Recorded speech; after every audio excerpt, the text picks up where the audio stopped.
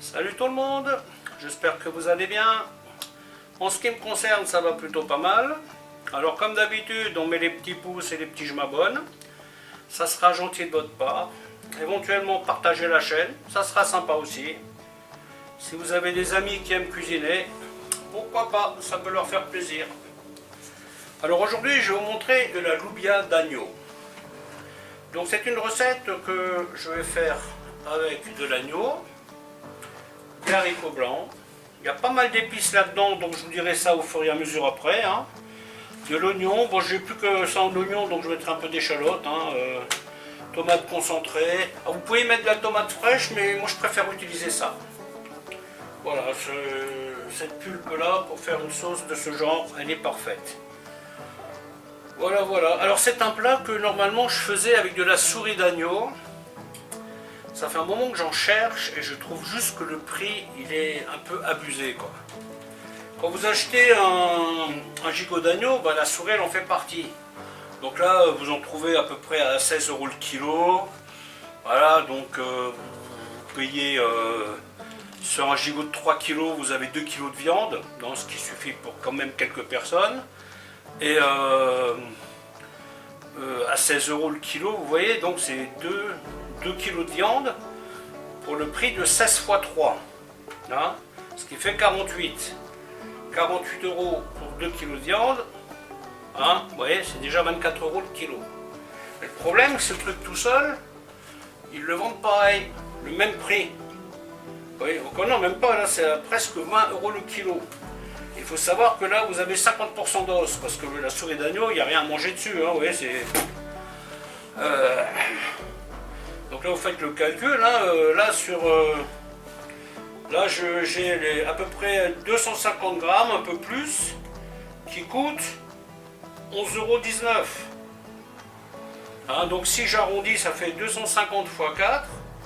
Ben, ça me fait de la viande à pas loin de 45 € le kilo. Vous voyez, donc c'est un peu énorme, je trouve.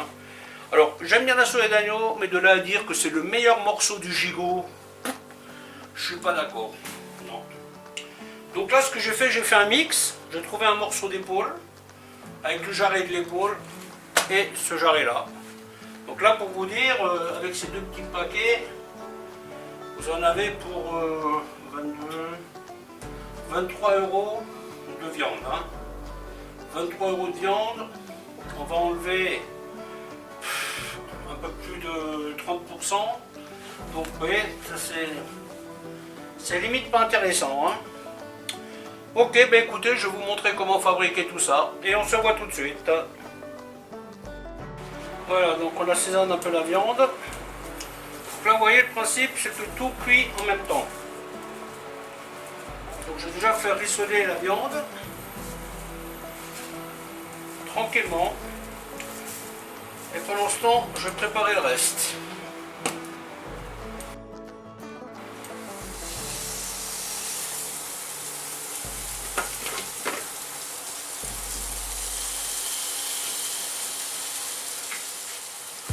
La casserole est un peu juste.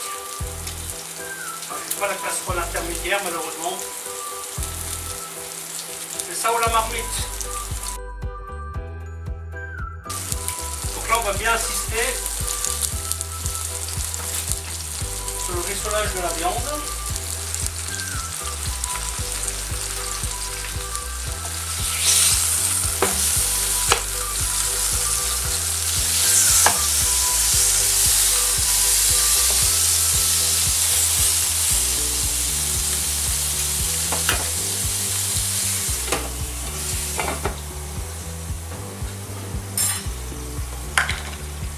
Ça en fait les choses, Le pire, c'est qu'il manque le gingembre. Pour bien faire, je devrais mettre du gingembre. Mais malheureusement, je n'en ai plus. Donc là, paprika. Ouais, j'en mets une bonne cuillère. Poivre. J'en mets une pointe. Le girofle.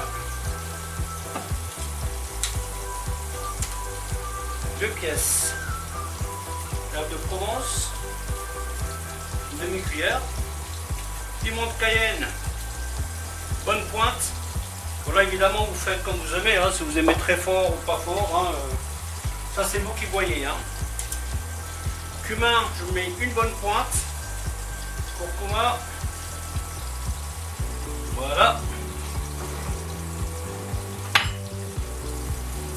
2 feuilles de laurier toutes fraîches. Et voilà, pour les épices, on est bon. Allez, je booste un peu. Tiens. Je vais rajouter un peu de rosée à la note. Comme il y a du gingembre là-dedans. Ensuite, on va faire revenir l'oignon. Vous voyez, il a une belle couleur à l'oignon. Bon, la viande, je vais la continuer. Parce que je sens que cette casserole, elle va m'emmerder. Voilà. Faire la garniture comme ça et je la verserai dessus. Parce que bon, la viande, il faut quand même qu'elle soit bien recouverte. Hein. Ça aurait pu se faire dans cette casserole, mais j'aurais été obligé de la retourner toutes les 10 minutes. Hein. Ce qui n'est pas forcément intéressant. Et une fois que l'oignon il commence à colorer un peu, alors là comme d'hab, hein, j'insiste un peu. Hein. Voilà, vous voyez. Je ne vais pas aller trop vite.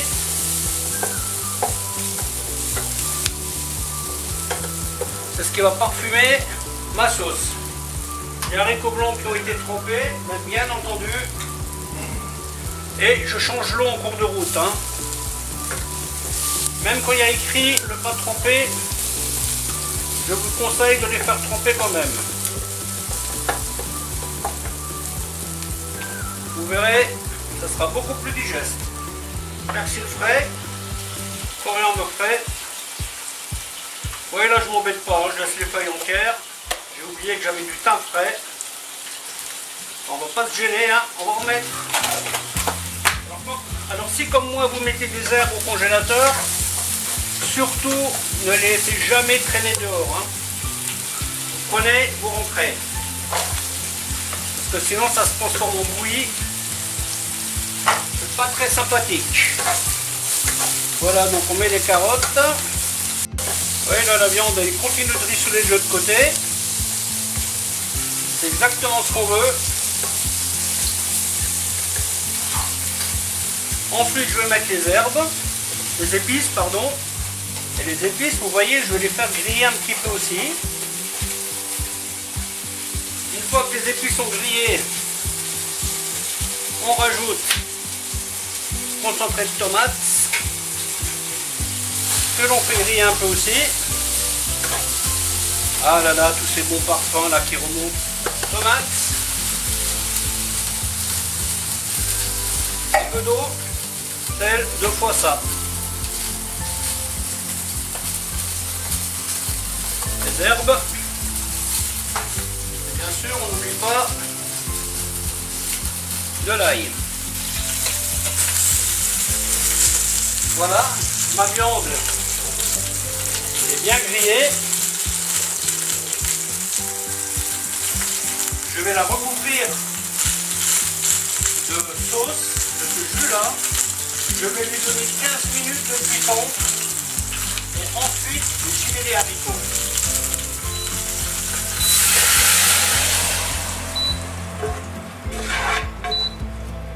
Vous voyez? Hop. Donc là ça dépasse un peu.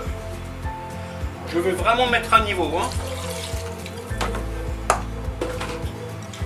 15 minutes à partir de l'ébullition. Les 15 minutes sont donc passées. On met les haricots blancs et maintenant je vais laisser cuire ça à frémissement pendant 35 minutes. Normalement, d'ici là, la viande devrait être cuite. Et si elle ne l'est pas, ben on en rajoutera. A tout de suite!